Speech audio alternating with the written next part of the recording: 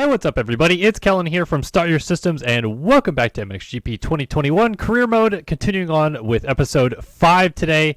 As you guys may have noticed, I did not upload anything to the channel last week, and for those of you that are regular followers of motocross and supercross and actually pay attention to the sport a little bit, you may have heard about the tragic passing of MX2 racer Rene Hofer. He was involved in an avalanche while he was at a ski resort in his home country of Austria little more than a week ago now, and unfortunately did not survive it. And honestly, it just kind of left me a little bit shocked and sad towards the beginning of last week, so I didn't end up recording anything, and then got a little bit busy towards the end of the week. So getting back into the flow of things a little bit this week, but still heavy on my mind is that we lost Rene Hofer. He was a great rider, seemed like a great guy. Never really got a chance to meet or talk to him too much, but just obviously a bright young talent that we lost way too soon. So like I said, it just kind of put my mind out of it. Didn't really feel like playing games or recording or anything like that, but we're going to get back on it this week and see what's coming up in the MXGP challenges here. Career challenge wise, I'm trying to get a little bit further with this. Looks like the next thing that I can do is this Clamhan Wales playground thing, but I'm not going to do that right now. I did sign a contract with Greenland MX and bought a gas.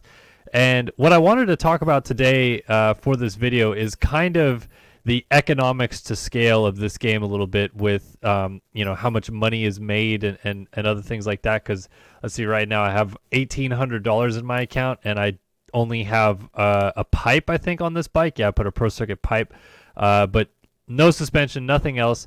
And what's stupid about that whole thing is that I'm the championship leader right now. So I got a question in the first episode of my career mode with this game from Gucci111 that basically asked, like, my thoughts and opinions on the economics of this game and how kind of stupid it is, how hard you have to grind to earn credits and money and stuff to get stuff. And, a lot of you guys have purchased the downloadable content credits multiplier to be able to get more credits as you go on in your career mode. Because it seems like a lot of people are struggling with, like, I'm, halfway through my first MX2 season, and I'm pretty much like a full-blown privateer racing on realistic difficulty with no rewind, advanced physics, and everything like that. But I'm leading the championship. I've won 3 of the 5 Grand Prix that I've raced in so far. So it seems stupid. Like, why would I be this hot, gnarly of a privateer still at this point? It doesn't make a lot of sense. Let me make sure I get my setup. We'll go with this one. I like my setup 2 here. And all right, go to the track. So Belgium, Lommel, deep sand. I'm curious to see how this feels on the sand a little bit here. But yeah, back to the economics of it. A couple of my thoughts on this whole thing is that, like, I don't understand why, specifically for the career mode, they don't just try to go off of what is basically real life in a sense. And real life is MXGP doesn't offer that much purse money, but I believe they have a little bit of it. So, like, they should, at least scale that purse money a little bit in this game to some degree, even if it's only like a few $100 for winning an MX2 Grand Prix, which arguably it probably is, I think, in real life. On top of that, the contract bonuses I feel like should be more than just a few $1,000, because in real life that's absolutely not what it is. Especially for motocross and supercross, you get up into like the 50 to 100,000 sometimes for win bonuses. Specifically for the 450 class. I think the 250 guys, you win a 250 main event, it's somewhere in the area of like 25,000. Or there's contracts that it's written in that you win a certain amount of races in a year, for example, with like Pro Circuit Kawasaki, and you hit like a bonus threshold. So it's like almost a goal or achievement that you need to hit in your contract window. And then you make an extra 50K or something like that by the end of the season. But none of that's really in this game. Like they have achievements per round that you need to hit, and then a championship achievement sometimes. But I don't think it's to scale as what it would be in real life. And another thing that like is completely blown over by this game all the time is that if I was the championship leader, as I am now in the MX2 class, there wouldn't be just like a couple companies that would be like, oh yeah, we want you to put a pipe on our bike, or can you run our goggles or whatever. The doors would be a knocking, especially if I was still a privateer. Like, please run our exhaust, please run our suspension. We'll pay you whatever you want, like a blank check pretty much at that point, especially if you're leading the world championship, because manufacturers and companies in the industry and other things like that, they want to win. They want to have a winning title brand associated with them. So when you have someone that's winning a championship like this, it's pretty easy to go to them and say, like, yeah, like, we'll basically write a blank check to get you in our gear or get you on our pipes or whatever. So I think it's really stupid that, like I said, I'm leading the world championship and I have to still buy a pro circuit pipe and buy whatever Showa suspension or whatever, because that's not how it would work in real life. Like, honestly, what it really would be is, in this case, I'm 6 rounds into the championship. I've got the championship lead. I've won 3 rounds. Red Bull KTM would be knocking on the door. Rockstar Husqvarna would be knocking on the door. Like, these high-level factory teams, you could go back to even 2009. Marvin Musquin rode for a more or less privateer Honda team and started winning races and battling for the lead of the championship, and Red Bull KTM freaking bought him out of the contract. There's a little bit more weirdness involved with it than just buying out of the contract, I guess, but Red Bull KTM was like, yeah, we want the guy that's winning the championship on our bike, so let's go get him. There wasn't any of this like, oh, you have to hit a certain prestige, or he has to race this many races before we decide he's good enough. They went and got him. So I think, economics-wise, the career mode needs a little bit of fine-tuning with that. And I think beyond that, what they should do with the credit system in this game is make it so what you earn in the career mode can be applied to, what you buy out of the career mode, I guess. Like, if I were to go out of the career mode right now and just try to pick up a new bike or something like that, I should be able to have the 20,000 or whatever that I've earned so far in career mode to use. But I don't think that it should then reflect on back into career mode. I think that, like, you should be able to go back into your career mode and do whatever you want with that 20 grand. And you don't need to buy the new bike again or something like that. But it should be like 2 separate deals. Like, a career mode should be like a story mode in a sense, where it's its own thing, and then once you go out of the career mode, it's kind of like you're not you're not in this other world that you've created in the game, I guess. So I would separate career mode and the credits to a degree, so that it's its own entity, own thing or whatever. But also, I just think that they need to rethink how the format of this whole thing works, where the factory teams would be calling sooner. The sponsors' opportunities would be much larger than simply Greenland MX wants to come on as the title sponsor. It would be Pro Circuit wants to come on as a pipe sponsor, and Showa wants to come on as a suspension sponsor, and Renthal wants to come on as a bar sponsor, and etc., etc., etc., so long as you're going to stay a privateer, because that's what they want. Like, I just think that that's kind of fair to assume. Again, I always reference this game. I feel like I talk about it even too much sometimes, but MTX Mototracks was pretty good about this. MTX Mototracks did a pretty good job of, like, we're going to get you in this gear, we're going to want you to ride on this brand, you're going to ride with this bar set and stuff like that.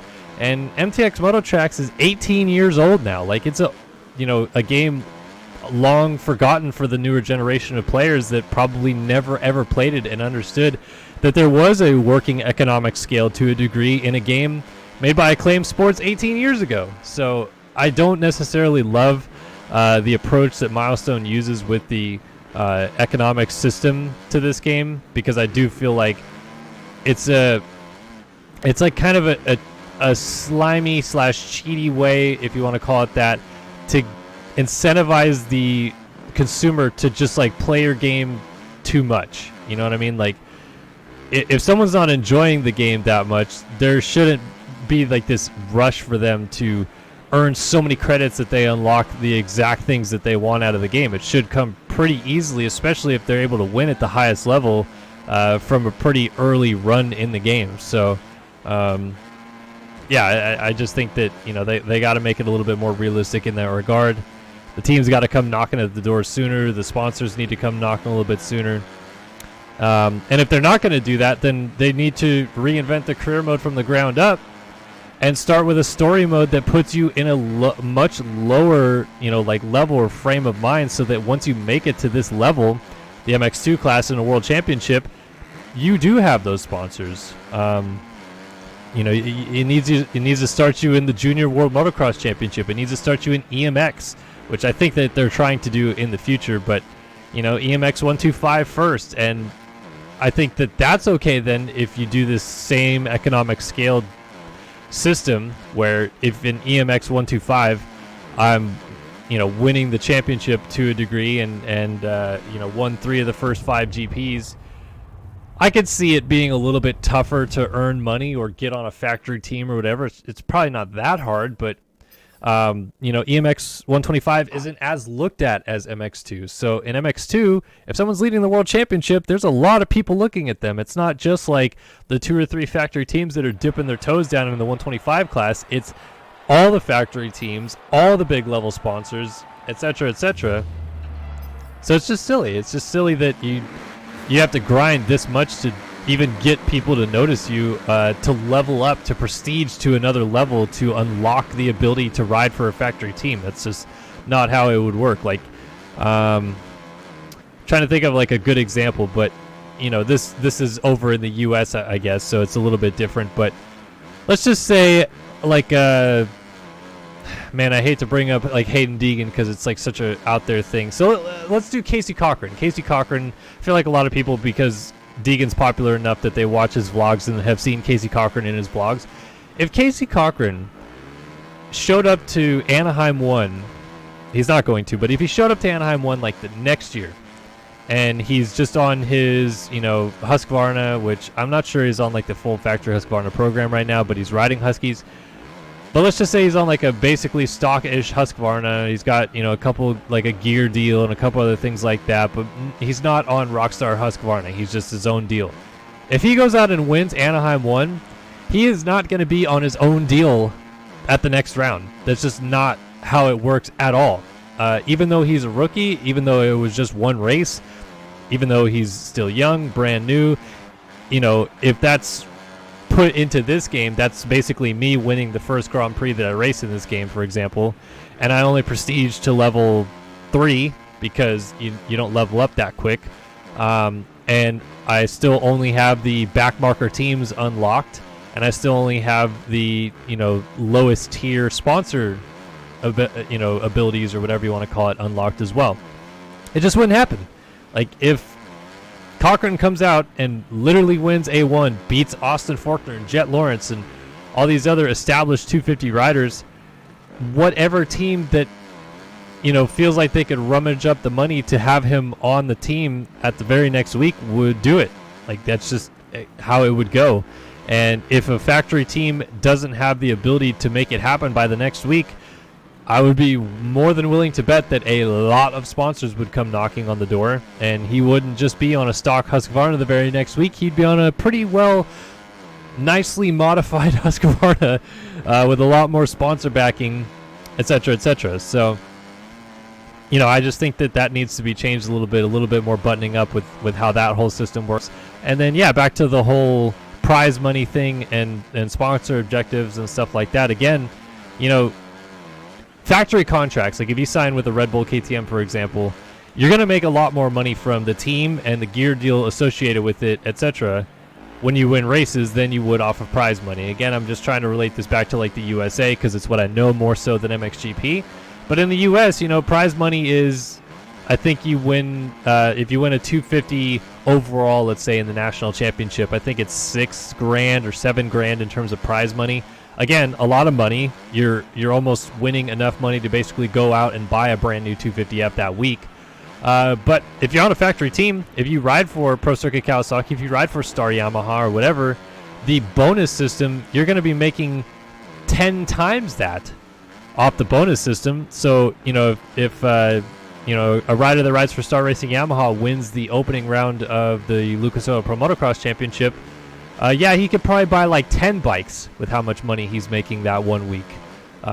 So it's, again, a weird system that, I've won this many races. I'm leading the world championship. I'm maybe about to win my 4th race from 6. And I barely was able to buy a gas and put a pipe on it. but I still am rocking the red plate and beating everybody on the highest difficulty with advanced physics and stuff like that. It's just a weird system, and I feel like it's taken steps backwards in my opinion, because maybe it was a little bit too easy in the past to get credits and unlock everything, but now it seems like, man, they are really trying to make you grind this game to unlock everything, and it doesn't really sit well with me that you have to get this far into your MX2 career to even have a sniff of the factory teams or sponsors open up. So anyway, just a little bit talk about the economics in this game and credits and people trying to use the credits multiplier and other things like that, because I agree with a lot of people out there that have been frustrated in the opening weeks about how much you have to kind of grind the game to get to a position that you feel should be where you are, I guess, in the game. Even if you talk about it being on easy difficulty or something like that, and you're winning motos by 40 seconds or whatever, yeah, you probably still should be getting the factory contracts coming up. But maybe what they should do is make it so that you can't really change. Maybe you can't change difficulty mid-season or something like that. So it's not, 2 rounds on easy and you get the factory KTM contract, and then you basically just get to be on factory KTM for the last 10 rounds, but you go back up to the harder difficulty and you're on the better bike or something like that. I've seen, you look at many AAA title games or whatever, you go to FPS games or something like that, they make you have the whole campaign on a certain difficulty. You can't really adjust the campaign levels midway through or anything like that. Maybe that's what they should do. I'm not saying that's what I think they should do. I still think that they should more focus on trying to match the real economic system of motocross and supercross to their game economic system, so that winning a race doesn't mean you're struggling to buy a bike and parts.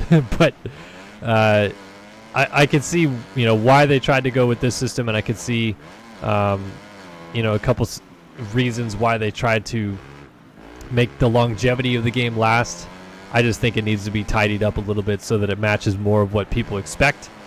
And yeah, that's my little rant on the economics. So hopefully that answered your question, Gucci111, and others that have had this similar question, because it's not just been Gucci that asked, but it's kind of what I think about it. So yeah, only going to play this one race today, though. Like I said, still just trying to get back into the flow of the game a little bit. Took a lot of time off from playing it, and trying to kind of feel out where everybody's still at with this game. I know that there's been a lot of people that have been frustrated and asking a lot of questions about this game, and I've been trying to do the best that I can to answer those questions as much as I possibly can. It seems like a lot more questions are flowing through on the Instagram feed than on comments on YouTube. I think the comments on YouTube are either "this game is awesome, thanks for talking about it," or "this game is garbage, please stop talking about it." But it's still cool to get some DMs from some of you guys on Insta, and let me know what your thoughts are on the game, and asking some real serious questions instead of just ranting or saying something about the game that you like or dislike or whatever. But yeah, taking the win here at Lommel 2-1. Even though I split motos with Vial, I think still won the overall, going 2-1. So championship lead still intact. So yeah, looking good there. Yeah, tied on Vial, but the center of Belgium, MX, unlocked another achievement, crushing it on that. So there we are, rocking the red plate. I guess I could actually end the video by going back and seeing how many credits I earned from this contract window. I mean, look at contract reward, 1,200 credits. If I'm winning a Grand Prix, I'm making way more than 1,200 euros or 3,800 euros. I'm making 20,000 euros probably for winning a Grand Prix. So that's like nothing. And what am I going to be able to buy now? Goggles? A new gear set maybe?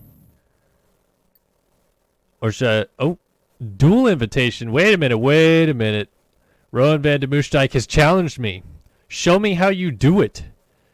Careful, if you decline, you will have to wait for the next invitation to participate in a duel. I mean, I'm going to accept. I ain't taking no crap. Cash me outside, Mr. Van de Moosdijk. How about that? So this is a quick race, realistic, off, on rewind, advanced physics. And we're now to level 20, so I guess a couple more opportunities should be available for me to choose. All right. Sami versus Mr. Van de Moosdijk. Let's see who comes out on top. Another track I've already done because I did the Legacy Challenge on this one. But I feel like this is just going to be like literally play riding with him. Pretty interesting though that there's actually dual challenges. I don't know what this means though. Like, do I get cash for winning? Do I get accolades? Like, what's the point?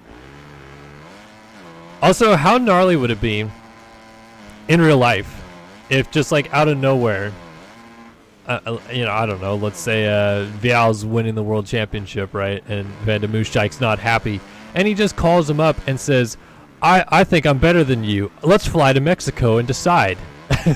Like, it'd be gnarly, it'd be funny. But, yeah, interesting to see how this is added into the game. So far, it's not too difficult to get a little bit of a gap going on him, though. Try to get that double. Not quite. And I have a lot of people that say, oh, you should play this game in first person. It's much better in first person. And while I do agree, I do think it's a lot of fun in first person. I, by trade, am a third-person gamer. I play sim in third person. So I played a simulation game for a decade in third person. I grew up playing nothing but third-person games. So yes, first person does feel very good in this game, and I'm very happy for those of you that like first person. I'm just a third-person guy. I don't know why it needs to be, you don't need to pick on me just because I like playing in third person. It just looks nice, alright? I like being able to see what the bike does. I like being able to feel the flow of the track a little bit. I even actually played third-person car games for quite a while, and I eventually did switch over to first. But like, I was playing like Dirt Rally in third person. So to each their own, but I'm happy for those of you that play it in first person and enjoy it, because I think that's a console group that was gravely lacking. I think that the PC guys, we got it dialed. We've had good first person games for a long time when it comes to Moto. Dang, I gotta actually pick it up a little bit here. Mr. Van de Moosdijk's getting away from me. Whoa.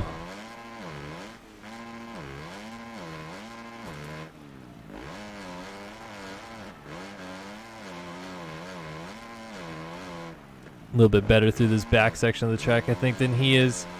Trying to get the hammer down, though. Ride that rear tire around.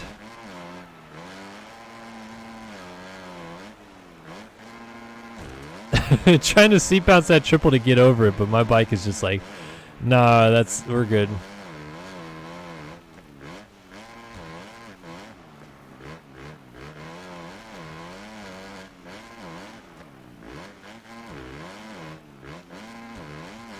Alright. Pressure's on. Time just expired, so I really gotta hammer down. High centered on the rut.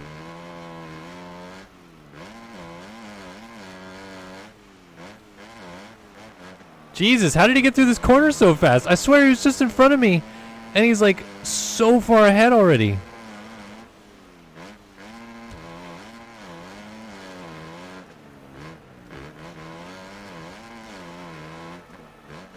Alright, no more Mr. Nice Kellen. I'm gonna really try to close this gap down in a hurry here.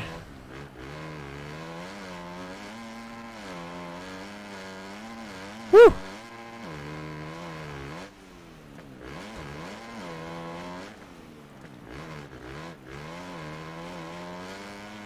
Feel like it stayed pretty much the same this lap despite my mistakes.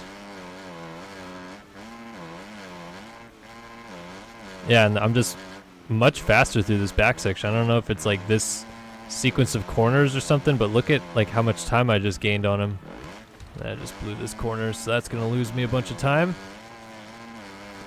Can still get that double. Oh, a little bit short. Get the triple though, and that allows me to close back up a little bit. Landed in the wrong gear, but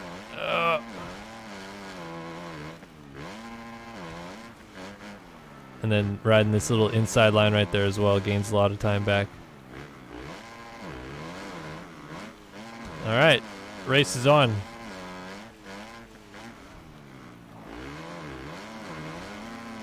It's actually turning out a little bit more difficult than I expected, but I'm pleasantly surprised with it. All right, so he shorts the table, then gasses it off the table, and now it's a drag race down. Man, if this was coming to the flag right there, that would be nuts.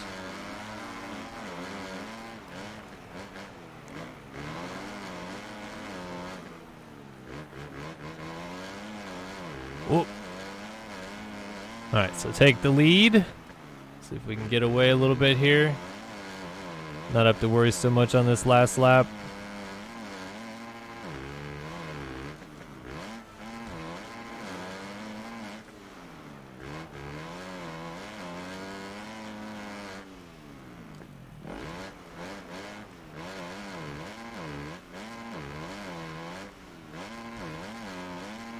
All right, I think this is going to be the spot right here. I'll be able to get away from him a little bit in this back section. Kind of a fun race, though. That was actually kind of cool that turned into more of a race than just pulling away. So that's the key to the race, really. You just got to crash like halfway through and give him a chance. Whoa. Bike really buried down into that corner there.